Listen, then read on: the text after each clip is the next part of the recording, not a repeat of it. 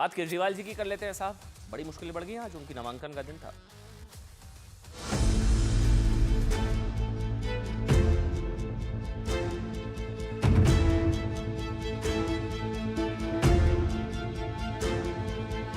पिछले 10 साल में क्या काम किया, आगे 5 साल में क्या काम करेंगे, हमारा दिल्ली का विजन क्या है, हम इन चीज़ों पे चुनाव लड़ रहे हैं। और वो दूसरी बीजेपी जो है वो इस बात पे केवल सुबह से शाम तक हमें गालियां देती है।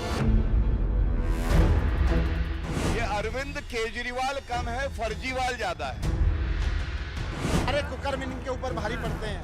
इन्होंने मुझे जेल में रखा है, इनके ऊपर भारी पड़ेगा। इन्होंने केजरीवाल जी को गाली गलौज किया, केजरीवाल जी के ऊपर गालियां उछाली, वो इनको भारी पड़ेगा।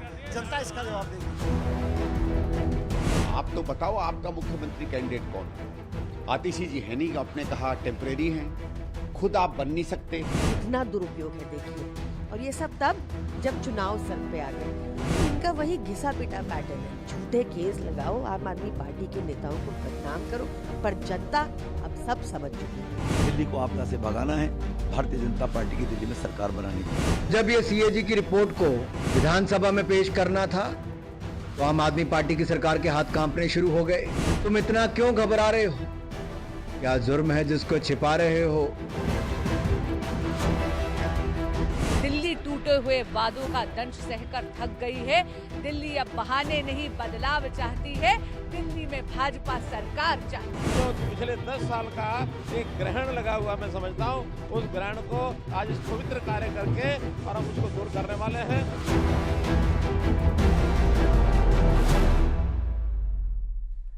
देखिए, कल ही ना बीजेपी के नेता प्रवेश वर्मा, उन्होंने क्या दावा किया कि अरविंद केजरीवाल एक दिन भी सीएम की कुर्सी पर नहीं बैठ पाएंगे, एक दिन भी। और आज ही खबर आ गई साहब, अरविंद केजरीवाल को बहुत बड़ा झटका लग गया। ध्यान से सुनिएगा। दिल्ली शराब घोटाले से जुड़े मनी लॉन्ड्रिंग केस में एमएचए गृह मंत्रालय ने ईडी को अरविंद केजरीवाल और मनीष सिसोदिया के खिलाफ केस चलाने की अनुमति दे दी। गृह मंत्रालय ने ईडी को केजरीवाल को प्रोसिक्यूट, केजरीवाल के खिलाफ केस चलाने की मनी लॉन्ड्रिंग मंजूरी दे दी एमएचए ने। बीच चुनावों में नामांकन का दिन आज।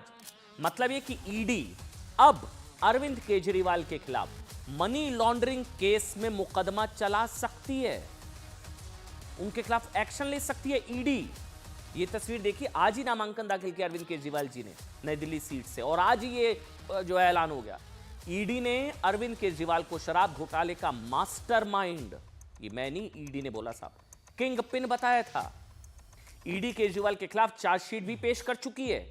ईडी ने अपनी चार्जशीट में दावा किया था कि कुछ शराब व्यापारियों को लाभ पहुंचाने के लिए कथित तौर पर ली गई 100 करोड़ की रिश्वत में 45 करोड़ रुपए आम आदमी पार्टी ने गोवा चुनाव प्रचार में इस्तेमाल किए। अभी तो सीएजी की रिपोर्ट आ गई कि 2023 करोड़ से ज्यादा का घोटाला है ये सीएजी की रिपोर्ट आई है। अभी सीएजी की रिपोर्ट, अब ईडी को मंजूरी।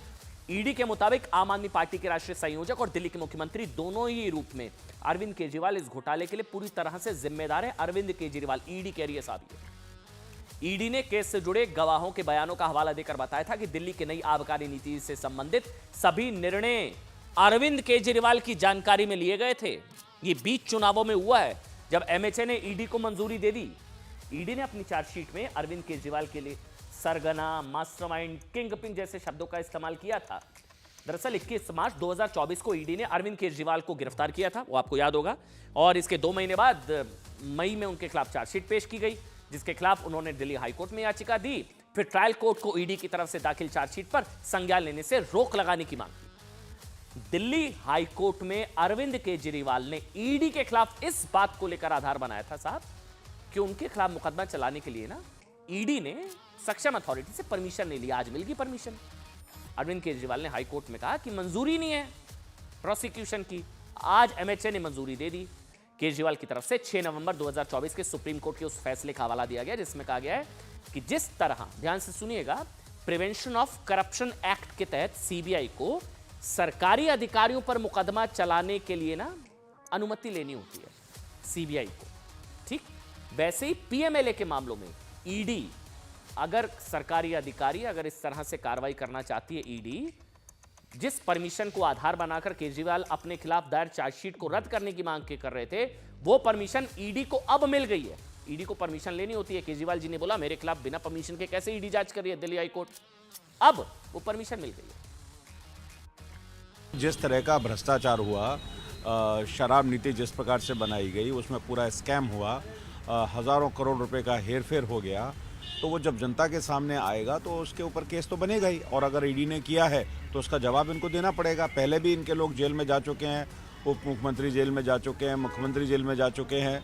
तो जनता के साथ जो फ्रॉड किया गया है, जनता को जिस तरीके से बरगलाया गया है और भ्रष्टाचार हुआ है, तो कार्रवाई तो होगी उसके ऊपर। लोगों को लग रहा है कि ये भारतीय जनता पार्टी की साजिशें हैं। जब वो चुनाव नहीं जीत पाती है तो झूठे आरोप में करती है, इस तरह की हरकतें करती है, तो लोगों को समझ में आ रही है बात। आप सोचिए, जो 6 महीने पहले हाथ जो है ना, हाथ मिलाकर घूम रहे थे अरविंद केजरीवाल जी के साथ, क्योंकि अपनों का भी साथ नहीं मिल रहा है। देखिए, राहुल गांधी अरविंद केजरीवाल को आईना दिखा रहे, वीडियो जारी कर रहा है। वीडियो दिखा दीजिए एक बार।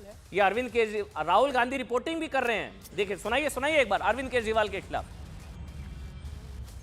देखो दिल्ली, देखो चमकती हुई दिल्ली है। राहुल जी, क्या पेरिस जैसी दिल्ली है। सब जगह यही हाल है।